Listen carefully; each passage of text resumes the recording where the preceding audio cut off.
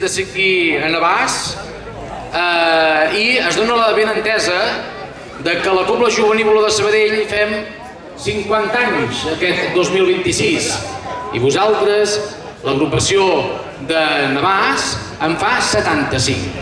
Bé, per molts anys nosaltres us fem una entrega d'un petit present, un detall, perquè tingueu un record de la jovenívola. És una làmina que ha fet la mare d'un dels músics d'aquí, una artista